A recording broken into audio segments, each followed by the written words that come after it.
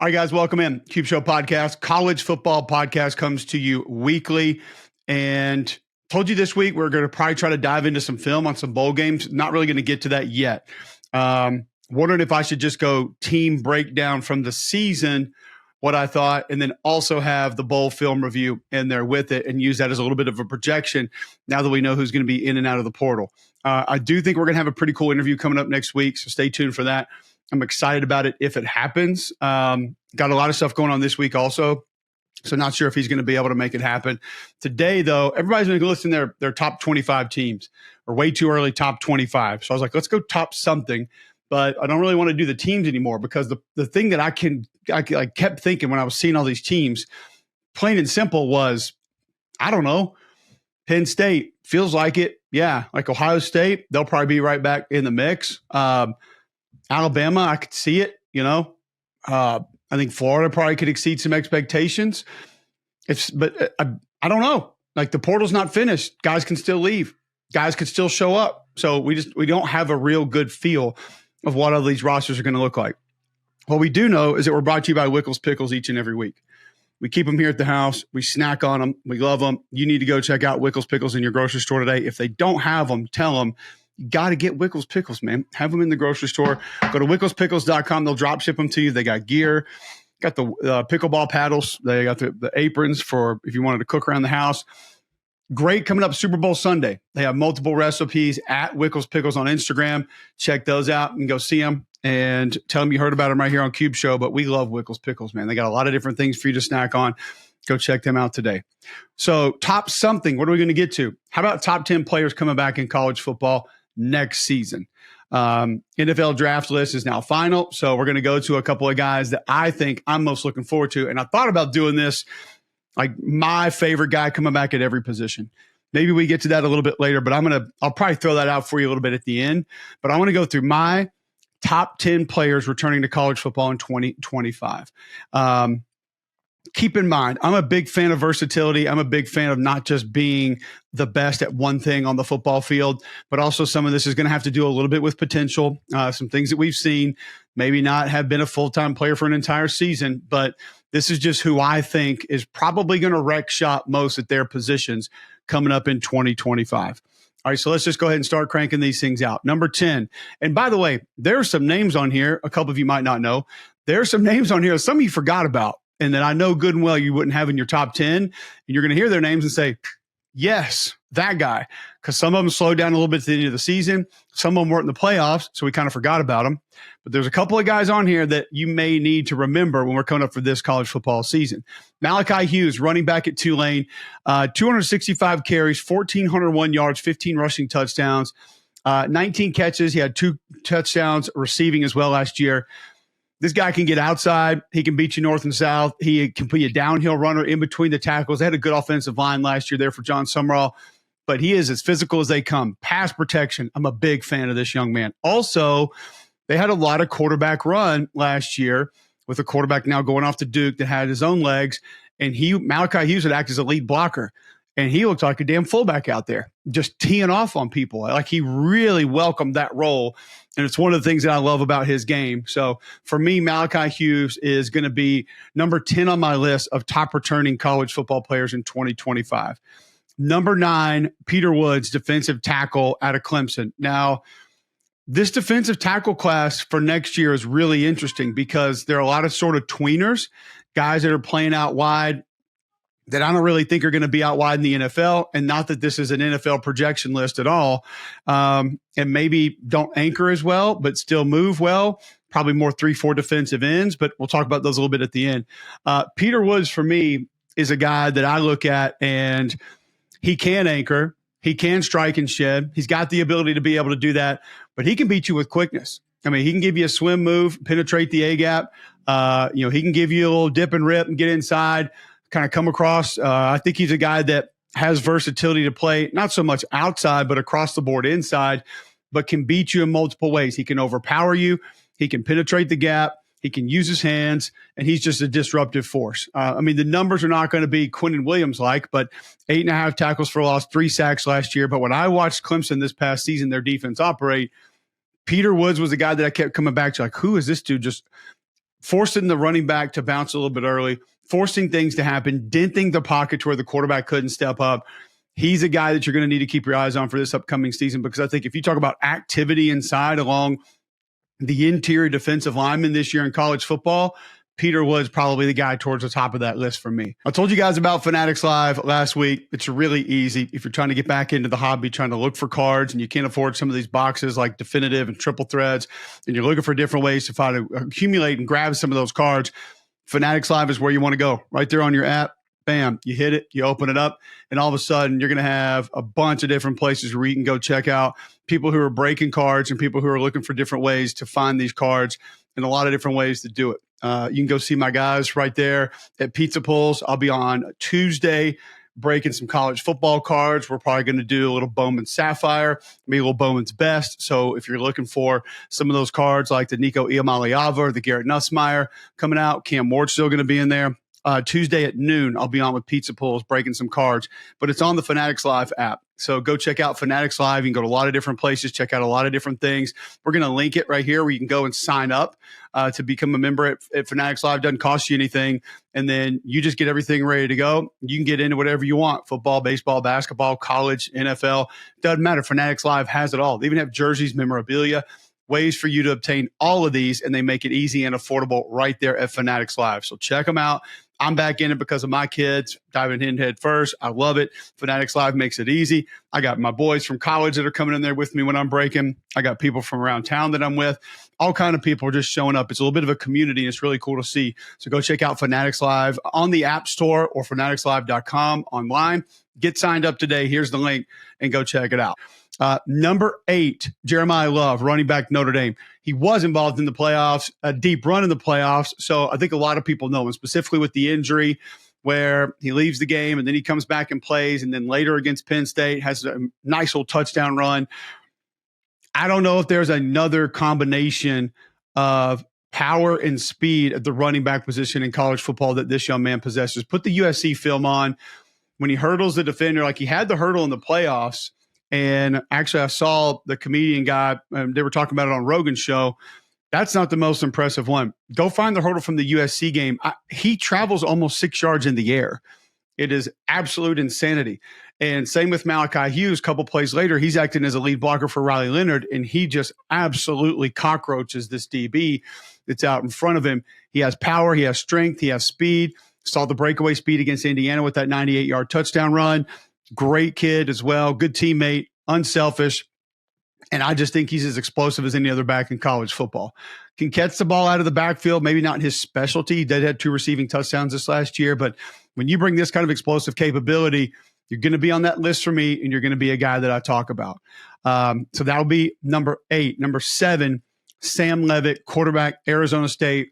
Flat out does not get enough credit for how good he was this year. The ability to keep plays alive, the ability to avoid catastrophe, stay out of trouble, yet still be extremely productive. Yes, he had Scatterboot, had an elite run game, but you're talking about a guy that completed 62% of his passes, over 2,800 yards, 24 touchdowns, 6 picks, 493 rushing yards with 5 rushing touchdowns. I just think that when you talk about grit, toughness, he can still make all of the throws. And keep in mind, lost his number 1 receiver heading into the postseason late in the year, so had to manage that and work around that. I just think this kid's a gamer. I think he has all the ability of some of the other quarterbacks that people talk about being at the top of every list, but he's actually been out there and proved it with less around him. So the run game probably going to be a little bit different this year. I understand that, but I think Sam Leavitt is up there. I put him up there with any other quarterback that we're going to talk about returning in college football. Not the elite mobility, not the elite speed, but makes up for it in other ways. Just super crafty, love his game, and he would be on my top 10 list at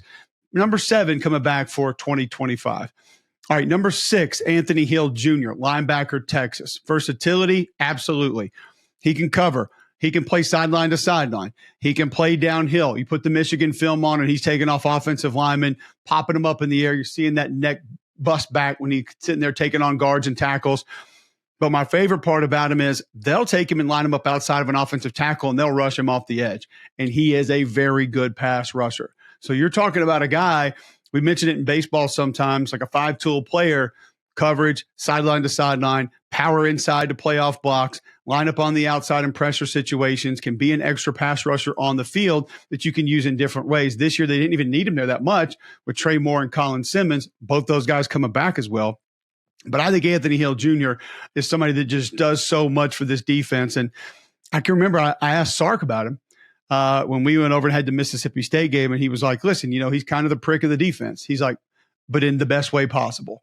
Like, keeps guys accountable, holds guys accountable, wants that leadership role, communicates everything to the defense, just everything that you want that player to do. He is that guy. Because let's be real, there's a couple of positions on the field that need to be the alpha. Off the ball inside linebacker is usually one of them. Anthony Hill Jr. is that dude. And by the way, super production. 113 tackles, 16 and a half for loss, 8 sacks last year. Guy's incredible. And we all thought losing those two big monsters inside, that defense wasn't going to be the same. He maybe made it a little bit better with how he played this past season. All right, number 5 for me, as we go into the top 5, this is where I think maybe not this particular one. Number 5 is a little bit more on projection, but I just love some of the things that he does. But there's one or two in this list that I think some people may have forgotten about and said, oh, yeah, he probably does deserve to be there. DJ Lagow, quarterback Florida, is going to be at number 5 for me. The numbers are not super wow. He wasn't the full-time starter, split time. Then obviously you lose your starting quarterback. He takes over. He gets dinged as well. 60%, 1,915 yards, 12 touchdowns, 9 picks. Ugly interception in the bowl game, through 2. Understand, pressing a little bit at one of those points, but enough mobility to scare you. His real threat with the mobility is sort of maneuvering and moving around the pocket and then having the ability to use different arm angles, throw off platform, and keep plays alive.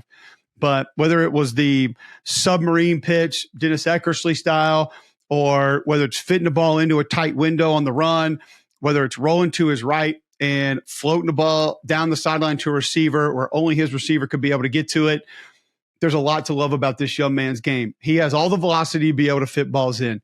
It's the touch that I love. Even on simple running back screens where he's able to just float the ball over a defender and utilize that touch and understand it. Balls over the middle of the field that don't need to be thrown 100 miles an hour. He seems to get that. He knows that, and he can feel it. I just think this kid, like we described him on Read and React this year with Roman Harper, he elevates the game of everyone around him.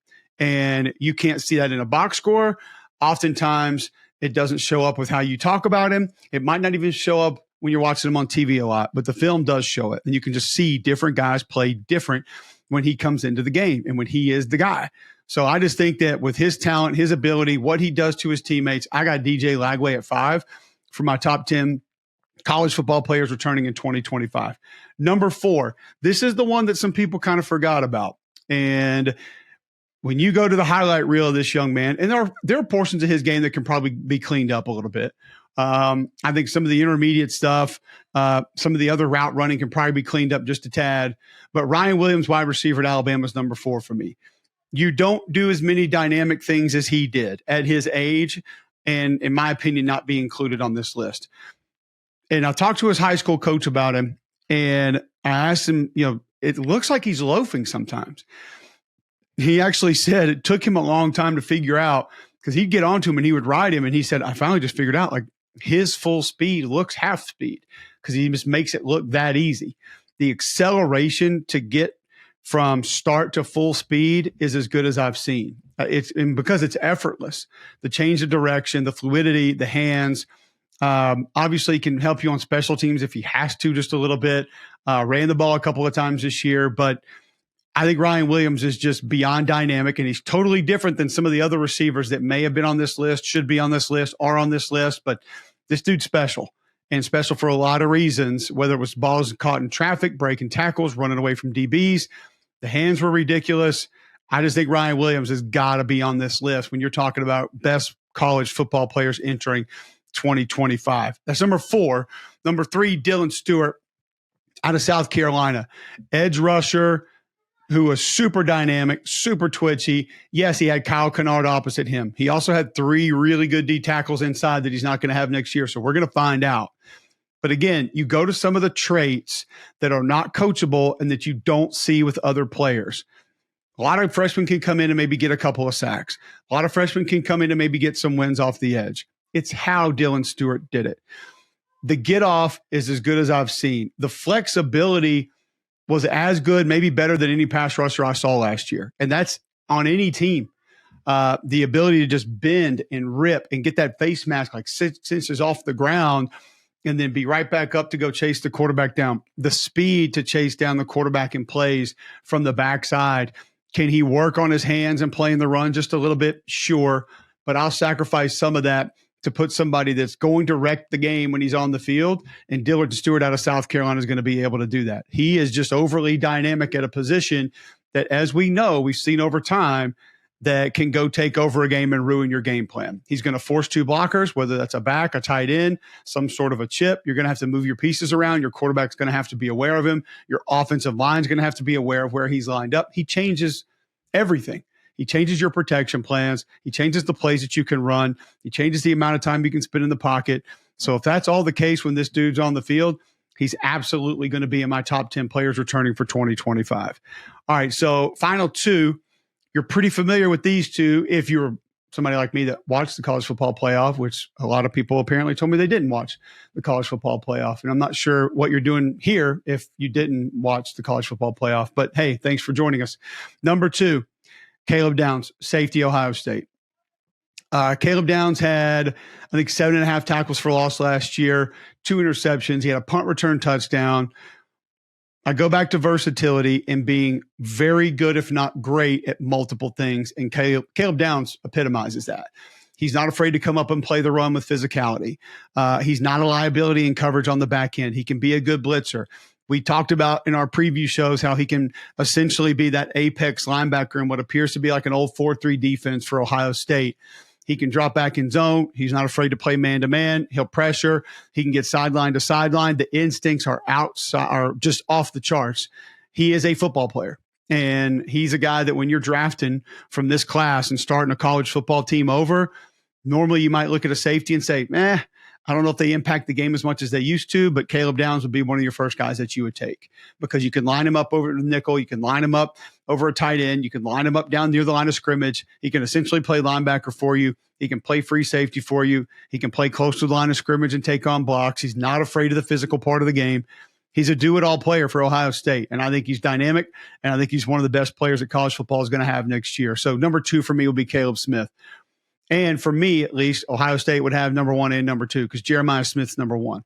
There are a couple other guys that probably could have been on this list at that position besides Ryan Williams and Jeremiah Smith, but I thought these 2 were just different than the rest of them. 76 catches, 1,315 yards, 15 touchdowns, freshman record for Ohio State and the Big Ten. It really is the physical portion that sets him apart, the size. The ability to go up and tack the football, the frame that he gives you to be able to do it and not lose anything from a speed perspective. Pretty good route runner for his age, understands how to create space, get open, but doesn't need to because he can just go get the football.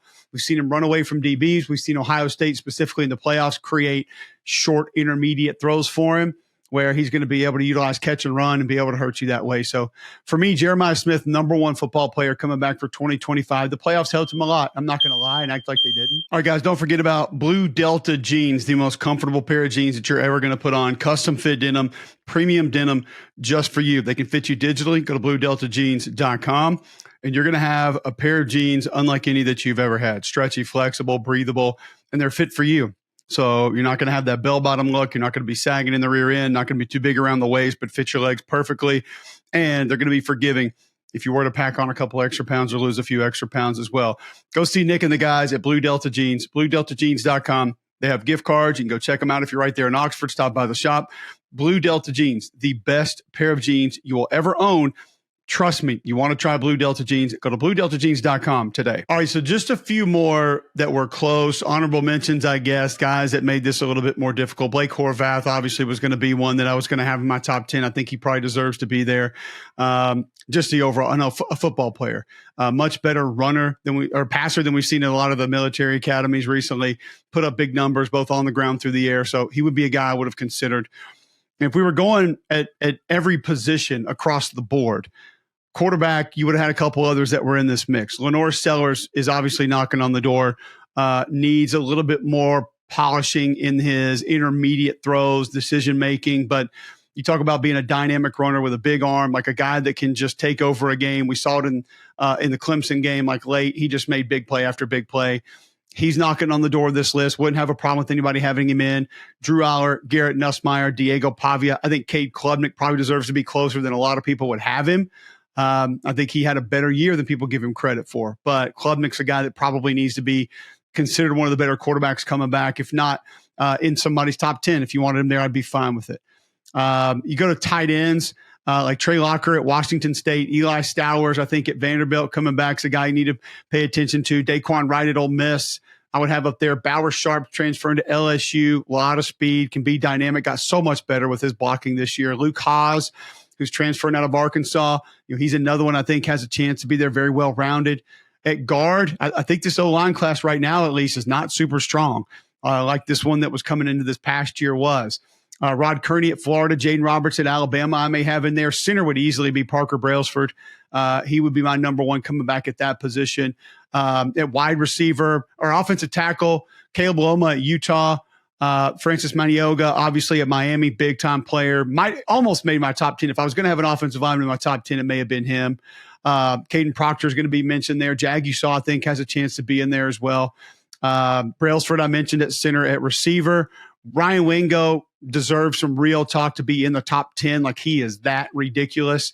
It's just Jeremiah Smith and Ryan Williams were just crazy good.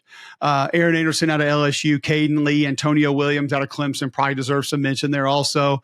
On defense, Colin Simmons, TJ Parker at edge would be guys I would consider. Ueungo-Lele at Oregon and Ruben Bain at Miami were sort of the D tackles that I was mentioning. Edge, D tackle, I can play both, play more outside, but not really built for that role like a Dylan Stewart is. So I think they'll be interesting to watch. Guys are going to be fun to watch this year. Keon Sabb at safety would be another one that I'll probably mention with Caleb Downs. Jaden Hill out of Michigan at corner would be one that I mentioned. So didn't really know if we were going to go straight. Like Deontay Lawson at linebacker would be one that absolutely needs to be mentioned if we're just talking every position. But that's my top 10. Comment down what you hated, which I'm sure is most of it, who you would have in for sure that I didn't. And maybe there's a player just in general that I left out where you would have them. Want to hear from you. I appreciate all the comments from last week. Please subscribe on YouTube, Apple Podcasts, Spotify, also available there. Please subscribe. Help out our sponsors if you don't mind. Wickles Pickles, Blue Delta Jeans, Fanatics Live. Go check those out. I'll be on Pizza Pulls Tuesday at noon on Fanatics Live. We'll be ripping some college football packs, so go check that out. Thanks for tuning in. Hopefully an interview next week. If not, we'll start getting into some of those bowl game breakdowns and talking about SEC team seasons.